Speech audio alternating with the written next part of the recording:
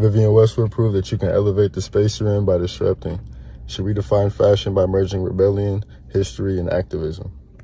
Her designs were all about subversion. She took classic elements like corsets, crinolines, tartans, and flipped them as her own.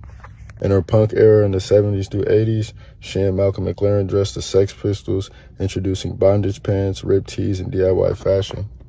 In the 80s through 90s is when she started implementing historical influence. She brought back 18th century corsets and crinolines, reworking them into modern fashion. The mini crini and portrait collections defined that era. She was the definition of British heritage meets rebellion.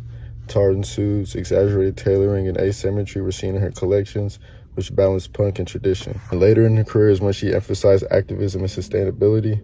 Here with Vivienne Westwood, the fashion icon and political activist, who's been telling the readers of the FT at the Weekend FT Festival what are the key things that we need to do to combat climate change and fight for a better world. Westwood championed environmental causes, using fashion to push messages about climate change and capitalism.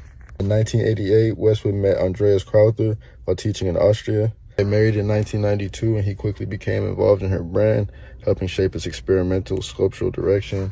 And by 2016, the gold label line was officially renamed Andreas Crowther for Vivienne Westwood, cementing his role as a lead designer.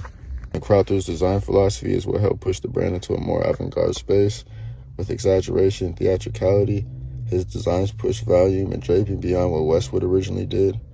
His gender fluidity pieces that blurred menswear and womenswear, favoring unstructured garments, and his global influence. Unlike Westwood, who focused on her British heritage, he drew from Austrian folklore and avant-garde fashion.